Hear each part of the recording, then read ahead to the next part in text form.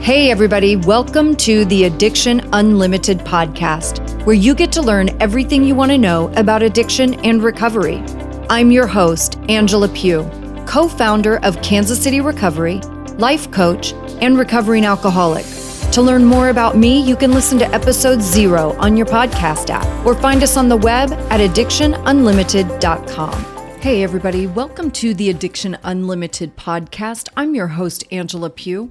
Thank you for hanging out with me today and listening to the pod. Always happy to spend some time with you during your day.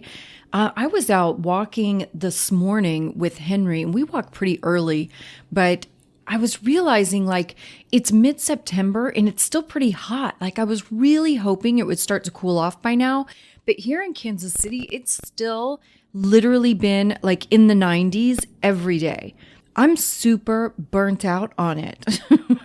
Summer is my least favorite time of year, and I'm crazy excited to get to fall and the holidays and winter. I just love that super magical time of year. So I'm really excited for these upcoming few months, and we're going to do some really fun stuff with Addiction Unlimited too.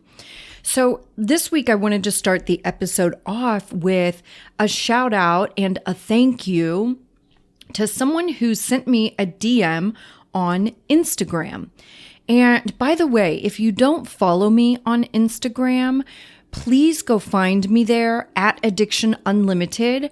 And please, please, please follow me. I'm in the final stretch of making it to true Instagram influencer status.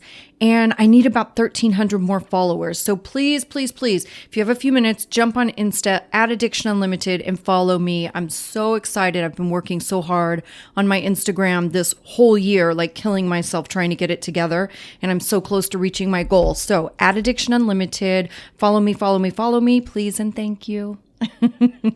So somebody DM'd me on Insta, and I'm not going to say their name, right? Because I don't want to call anybody out when they private message me, because maybe they're not so public about their struggles. So I will not say her Instagram name or anything like that.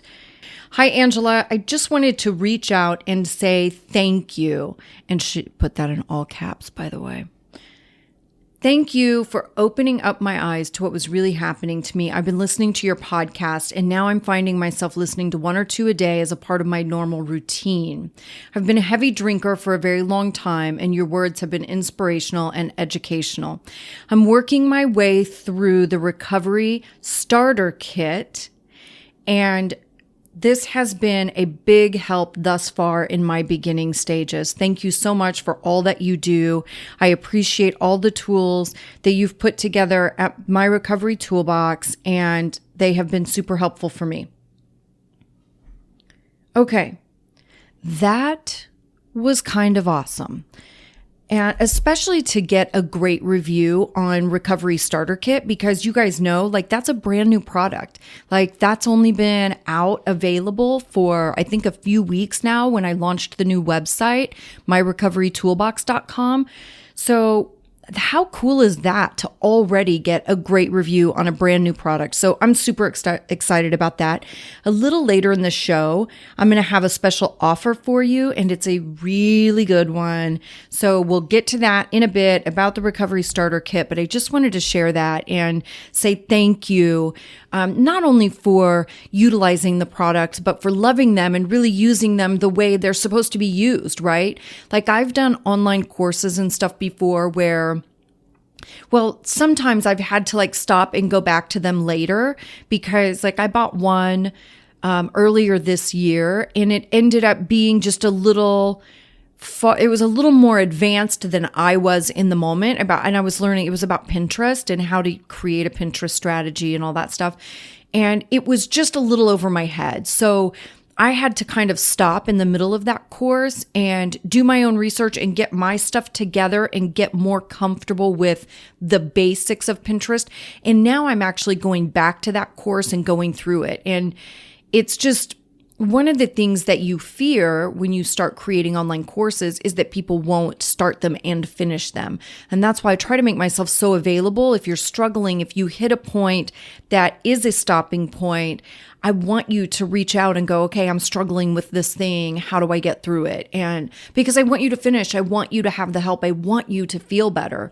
So I love that. It was just really, really cool for me. That was my first review or thank you or message, whatever you want to call it, for the Recovery Starter Kit because it's a brand new product. So super, super stoked.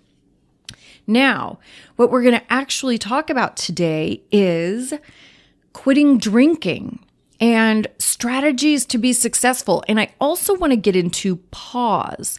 And some of you might be familiar with PAWS. Many of you probably are not. That's PAWS, like dog paws.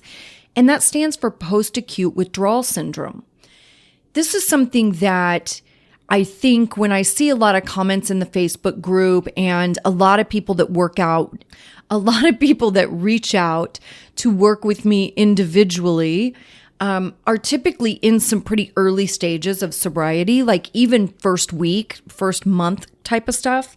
And I think a lot of the struggles they're going through really have to do with this post-acute withdrawal syndrome. So PAWS is all the things, kind of how it makes sense to me is I think, like you guys hear me say all the time, like your body and your brain have to fully detox from alcohol and drugs.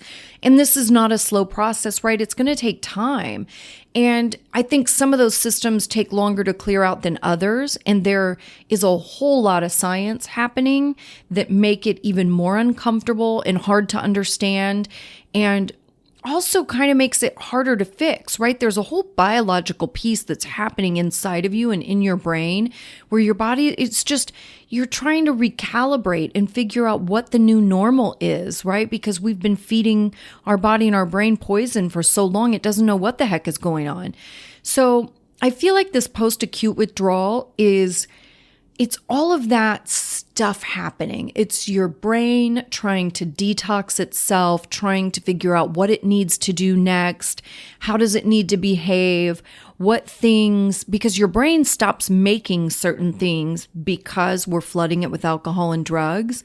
Like it kind of goes on autopilot and lets you supply alcohol and drugs. So when you take drugs and alcohol away, your brain is sitting there going, what do I do now? Am I supposed to start making this stuff again? Or are they going to start feeding me again? And okay, I'll start making it again, but how much do I need to make? And how much is too much? And what's not enough? So there's all this stuff going on that for us comes out as like making us feel a little bit crazy, right? I remember when I was brand new sober, I felt like I was in a fog. Honestly, like that was my feeling. I constantly felt fuzzy and it was pretty uncomfortable. My short-term memory was a disaster. I couldn't remember anything. I remember sitting in AA meetings and people would introduce themselves. And by the time they were done sharing, I couldn't even remember their name to say thank you, whoever, Sleep is a part of this as well, and sleep issues. I think for me, as an alcoholic, I've never slept well, so I can't say that I noticed sleep being more difficult when I got sober because it has just always been a struggle for me. I will say that I used to always say in my drinking, one of the reasons I drank so much was to quiet the noise in my head so I could go to sleep, right? The committee. And so I know it's always been a struggle, but I didn't sleep even long before I ever took a drink of alcohol. Like I remember being a teenager and struggling with sleep issues and vivid dreams that were sometimes really unfriendly. But sleep is pretty common. That is a common struggle for addicted people. Being overly sensitive to stress is a part of this post-acute withdrawal too. We're pretty sensitive in general, especially in that brand new sober place. Like I was so uncomfortable just being, like I was so relieved to not be drinking anymore. But I'm so grateful that I went to meetings every day because to be honest with you, I had no idea what to do or how to be or how to piece my life back together. Like I literally had no idea what to do. So I went to AA every day at noon And that got me through the first part of the afternoon. And then I had to be at work at 5 p.m. because I was still bartending. And like those were the only things I could do. And I had to have just those two clear-cut things that I did every day, because I promise you, I could not have put a day together outside of those things. If I didn't just know this is what I'm doing, where I could just be on autopilot, I don't know that I would have survived it, because I was just kind of a mess, you know? One of the things I really want to talk about too is something called anhedonia. And this goes hand in hand with what I was talking about a few minutes ago in your brain, you know, detoxing and recalibrating and trying to figure out what its new normal is. And anhedonia it's a little bit tricky. And let me spell it for you. It's ANHEDONIA.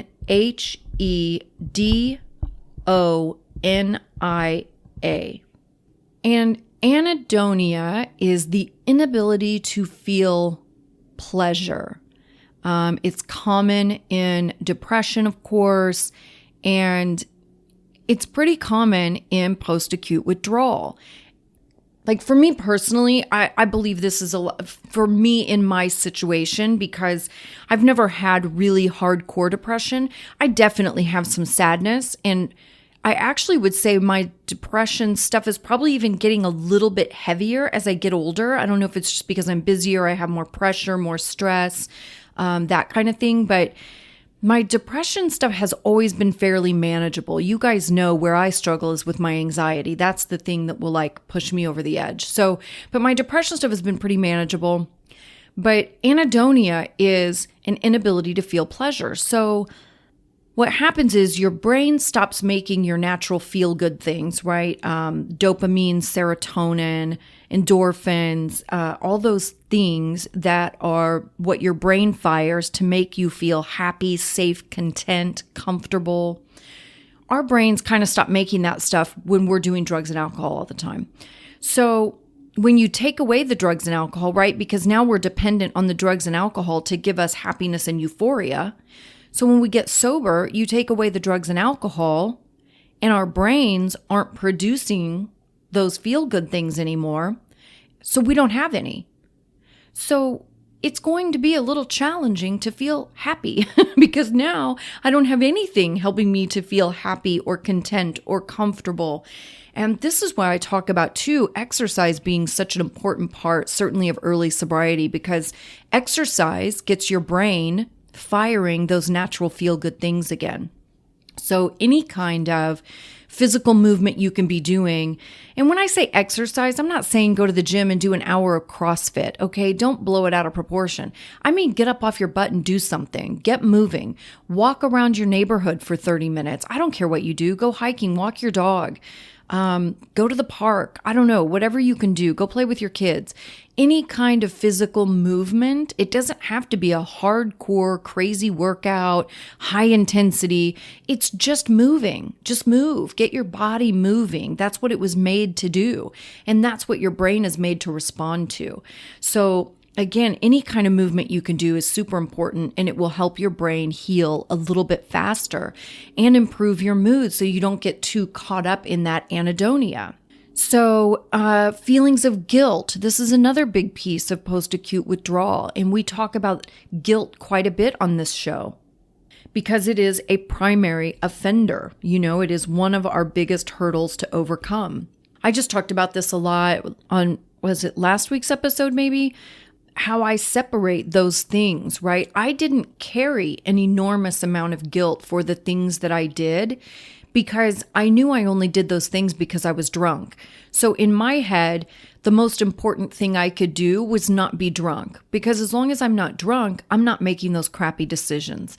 So I didn't carry the weight of all that guilt and shame for the terrible things I did when I was drinking, because I wouldn't have ever done those things if I wasn't drinking. So the most important piece of my focus for me was to make sure I wasn't drinking and I wasn't going to drink again. And that's why I went to meetings every day. You know, I was willing to do absolutely whatever it took to not drink. I don't care if I liked it or didn't like it, if it made me uncomfortable, it didn't matter to me. I wanted to not drink. So I followed the guidance of the people who were already not drinking. It was just that simple for me. in that brain fog, I think we can struggle to communicate well. And I really think it is because that fog, or like I said, I just felt like everything was fuzzy. Obviously words aren't going to come to you as quickly in post-acute withdrawal. You're not going to be as quick-witted maybe as you normally are because your brain is healing. That's all it's doing. It's just healing. It needs a minute. It needs to rest. It needs to purge some negative stuff, and it needs to reboot. That's all. But in this, we can be overreactive, right? Like I started to talk about this a minute ago, just being sensitive. We're pretty sensitive, certainly in early sobriety, partially because we're uncomfortable. Our bodies are really uncomfortable. We're agitated, irritated, sad. We do have a lot of that guilt. We just kind of you can feel kind of bad all the way around, and that's going to make you more sensitive because you're just irritable. I mean, it's no different than when I'm super stressed out in business and things aren't going well, or, money is really tight. I get super stressed about that stuff and I don't feel good. It affects my mood. It affects my energy. And then I'm irritable, and then I'm going to be super sensitive. And that's the time when somebody could say the smallest thing to me and maybe I snap at them, because I'm just irritable. So it's the same thing in this situation. Your body and your brain are just under some stress and pressure, and they're trying to figure things out, and they're trying to heal, and they're just trying to get better. So it's okay to be a little bit sensitive. It's okay to be a little bit irritable. One of the things I really love is the HALT checklist. HALT: hungry, angry, lonely, tired. Like, you guys, I go through this literally 1,000 times a day. Like, I will catch myself, like, those are my 4 go-to things: hungry, angry, lonely, tired. I'm usually at least 2 of them. But when I catch myself just not being well, that's what I do. I go through that little checklist, and then I fix the things that I can fix: hungry, angry, lonely, tired. Oftentimes it's hungry, because I'll get caught up working, doing appointments, having clients, and I won't eat for hours at a time. I'm trying really hard to be better about that because I'm just trying to be healthier in general, but it's still a struggle, right? I'm practicing. So hungry almost always, so I can get a protein shake or a Kind bar, something to take the edge off that hunger. Angry, I don't struggle with angry too much anymore. In my early sobriety, I did. I used to have a really bad temper, really bad. I could be an incredibly unkind person. And I'm not saying that's 100% gone, because if you strike the right chord in me, I can absolutely be that person again in a split second. But it's usually, if somebody is being condescending or dismissive, something like that, that's probably my hot button thing that will really make me be unkind. But when I was newly sober, I was used to being angry, and I had a terrible temper, and I loved to kind of shred people with my words. And so angry was very common for me in the beginning. And then lonely and tired. Lonely, I think, is really common for addicted people in general. I think we always crave connection, and it's something we don't necessarily do well, or I guess we don't seek it out well. We connect with one another in a way that literally is magical. Like one alcoholic, one addict to another, we connect in this really amazing way that I think is so important to my life all the way around. I have to have addicted people to be connected to. It's just such a great feeling, and we understand each other unlike anybody else will ever understand us. So that connection is so important. At the same time, we tend to have a lot of fear, and we procrastinate. We tend to be a little lazy. So picking up the phone or going to a meeting to actually connect with people, I think, is one of our greatest challenges. So that lonely piece, I feel like, can become a very big piece of the puzzle. A lot. Especially for somebody like me, right? I'm an introvert. I'm an isolator by nature. I love to isolate. And that's where, for me, I have to put a special level of energy into making sure I'm connecting with people. I make sure I go through my calendar on a weekly basis and make sure I have things set aside that I'm just doing for fun, meeting girlfriends for dinner or coffee or something like that. Like, I have to build those things into my life because my natural inclination is to isolate and stay away. And loneliness is really dangerous for us too. Like I have to be connected. I want to be connected. So I have to put extra energy into making sure I'm connecting. Again, whether I like it or not, this isn't about being comfortable.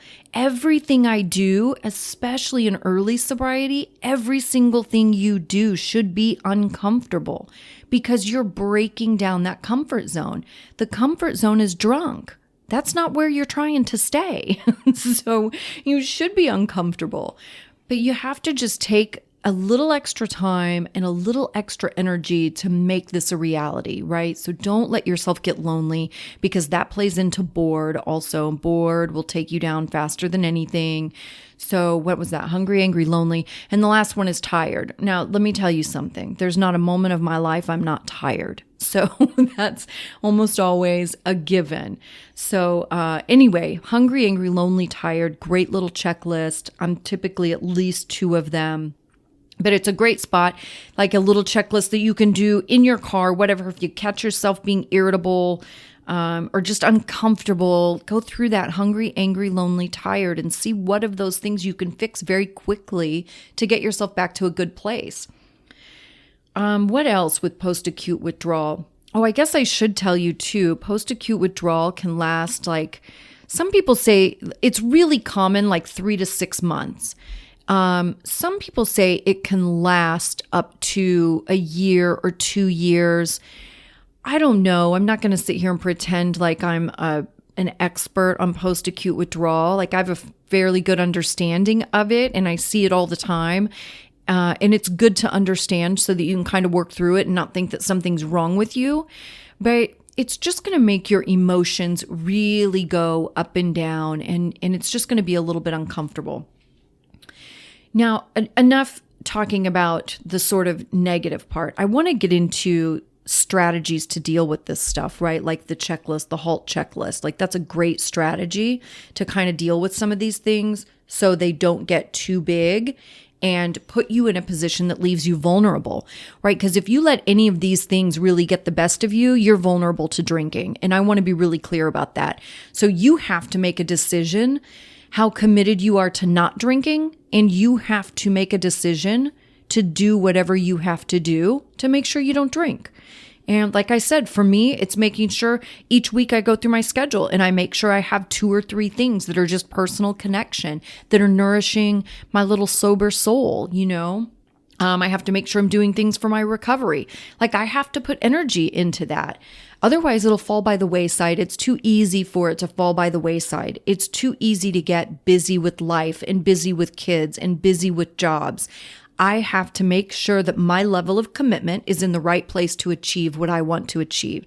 And that's what I want you to do with your sobriety. It has to be a priority, right? You can't let too many things get in front of it, or don't set goals for yourself that are unrealistic, right? Like I don't want you, if your early morning is really crazy, like you're waking up at 7 and getting the kids up at 7:10 and getting them together and lunches and homework and rides and carpool and whatever. If that morning time is super busy for you, then don't set a goal in that morning time. That doesn't make sense. Unless you want to say, I'm going to get up 15 minutes earlier and I'm absolutely committed to that 15 minutes early and I'm going to do XYZ in that 15 minutes, whatever your thing is to feed your sobriety or feed your soul or whatever you want to feed in that time. So make it a priority though, and do some different things. It doesn't have to be the same thing all the time. Remember that you're a whole human being. And this is what I told you I'd have a special offer for you with the Recovery Starter Kit. This is where the Recovery Starter Kit is really good. You're a whole human being, right? We wear a lot of different hats. We have a lot of different life areas, or in coaching, we say life domains. So you have professional, you have spiritual, you have fun, you have all these different areas of your life, right? It's really important that you feed all of those areas. And that's exactly what the Recovery Starter Kit is. It's literally a guide that walks you through how to feed those different areas of your life and your person, and how to do it on a daily basis and keep it super simple and not time consuming, right? Because none of us have a ton of time usually. We're pretty busy people, especially if you've got spouses and kids.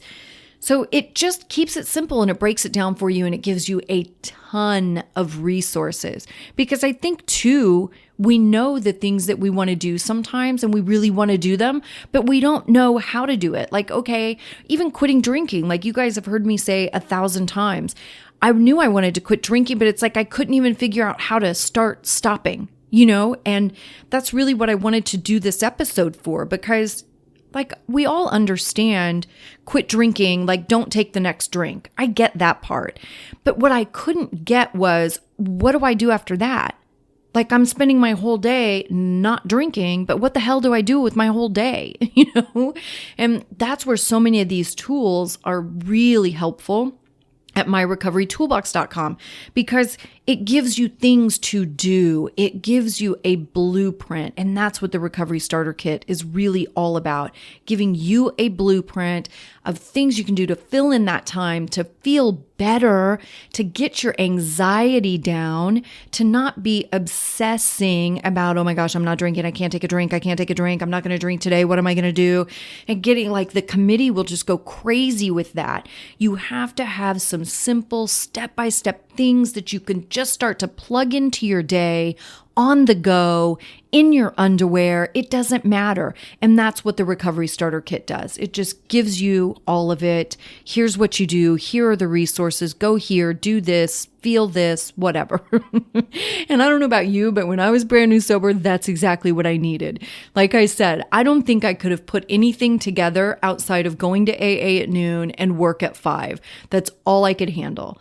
And that's all I needed to handle, right? Because I was making this huge change in my life and I had to get used to it and I had to understand it and I had to just give my body and my brain a little time out without a lot of extra stress and energy. I had to let my body and my brain just recalibrate and get to where it could just feel better, period. So here's what I'm going to do for you guys. The Recovery Starter Kit is a brand new product, okay? And what I'm going to do is from today through Sunday, the 22nd, I am going to offer a huge discount for the Recovery Starter Kit. Now, I priced this thing to be super affordable anyway. It literally is less than an individual coaching session with me at regular price. So it's not like this thing is hugely expensive, but I want you to use it. I want you to have access to it. I want it to help you. So I'm going to give you $50 off. You guys, that's a huge discount. $50 off to get the Recovery Starter Kit. And that's going to be good through September 22nd. $50 off. And the code you're going to use, just go to myrecoverytoolbox.com, go through the steps like you're going to purchase the product, click on Recovery Starter Kit and purchase. And when you get to the checkout page, it will give you the option to put in a coupon code. And here's your coupon code. Are you ready for this? Off 50. OFF50. That's your code. Good through Sunday, September 22nd, $50 off Recovery Starter Kit. I can't wait for you guys to get this thing. You're going to love it. It's going to bring you so much relief. And really, especially in that first few months of sobriety, it's going to really give you some great tools and things to focus on to help this stuff make sense, to help fill your time so you're not sitting around stressing out about what the heck to do and how to do the sobriety thing, especially if you're not going to meetings, right? If meetings aren't your thing, or if you live in a rural area and you don't have a lot of meetings, or you just don't want to go to damn meetings, this is the perfect thing to help you, give you the extra support and that little boost that you need to get through that time. So I want you to think about all of this stuff, post-acute withdrawal, I want you to think about that checklist: HALT, hungry, angry, lonely, tired. These are great tools to get you through this time that is challenging. Also, if you need support, if you're struggling kind of on your own, join us on the Facebook group. This is a fantastic spot. Everybody is so open and sharing their experiences and when they slip and what they do to help their own sobriety, and they offer each other guidance and support. It's amazing in there. And that's facebook.com/groups/addiction unlimited. And of course, I will put all of these links in the show notes. I'll put the link to myrecoverytoolbox.com, which is chock full of a million free resources and online courses and all that kind of stuff just to help you stay sober. I will link to the Facebook group. I will link to Instagram. Please, please, please follow me on Instagram. I'm so close to my goal at Addiction Unlimited. Please follow me. I'm so close. I'm so stoked. And I really want to get there before the holidays, because when you hit that goal on Instagram, you get a whole bunch of new options and things you can do on your Instagram. And I can't wait to get there. So I will link to all of that stuff. I hope you guys have a fantastic day. You know how to find me if you need anything. If you're interested in being a guest on the show, I will also link to the application process about being a guest on the show. All of that stuff will be in the show notes, okay? You guys have a fantastic day, and I will see you next week. You've reached the end of another great episode of the Addiction Unlimited podcast. Candid and honest conversation about addiction and recovery. Be sure to visit us at addictionunlimited.com to join the conversation and access show notes and links to everything we talked about. Love this episode? Please take 30 seconds to subscribe, rate, and review on iTunes to help us improve and give you the information you want. Thanks for listening. See you next week.